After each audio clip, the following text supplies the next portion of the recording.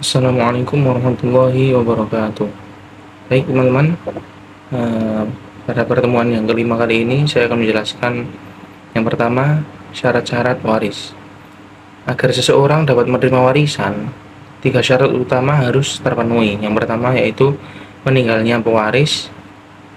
Nah, meninggalnya pewaris itu kematiannya itu harus benar-benar terjadi. Yang pertama itu mati hakiki yaitu fisik. Yang kedua ada mati hukmi, ditetapkan oleh hakim, misalnya hilang bertahun-tahun. Yang ketiga mati takdiri dalam kasus tertentu. Hidupnya ahli waris saat pewaris meninggal. Ahli waris harus dipastikan masih hidup ketika pewaris meninggal, termasuk janin yang sudah diyakini keberadaannya saat kematian pewaris.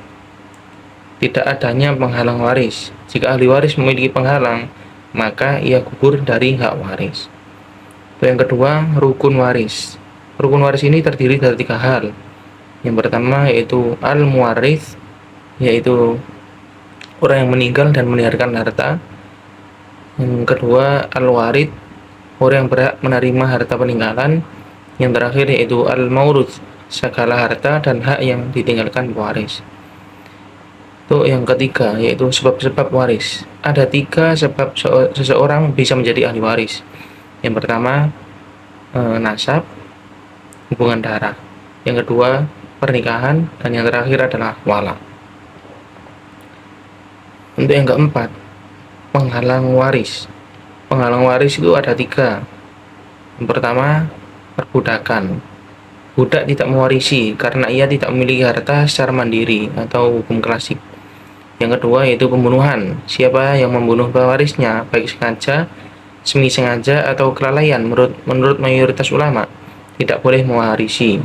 Jadi prinsipnya itu orang-orang yang ingin mempercepat harta tidak diberi bagiannya. Maksudnya orang-orang ini tadi itu meskipun anaknya ketika dia itu membunuh si pewaris itu tidak mendapatkan warisan. Yang ketiga itu perbedaan agama. Muslim tidak mewarisi dari kafir dan kafir tidak mewarisi dari muslim. Poin kelima yaitu status janin dalam warisan.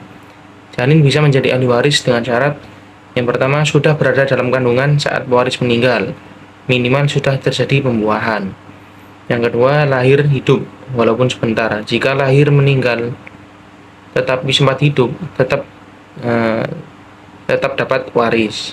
Jika lahir mati, tidak mewaris. Jadi bayi tersebut ketika lahir meninggal tetapi sempat hidup, itu tetap dianggap ahli waris. Nah, jika dia lahir dalam keadaan mati, itu tidak bisa menjadi ahli waris.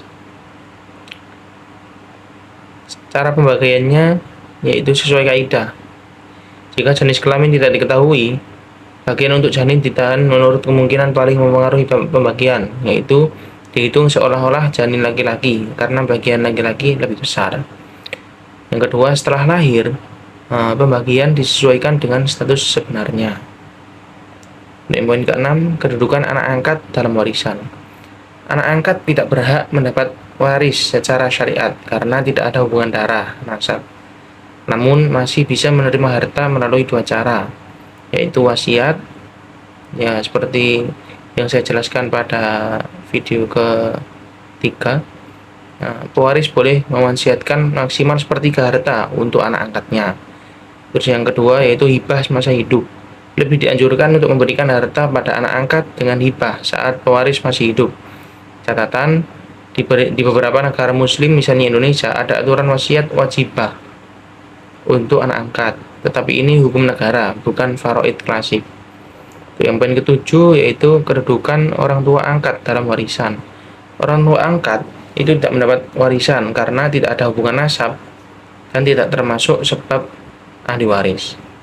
Mereka hanya bisa menerima melalui wasiat dan hibah seperti anak angkat tadi.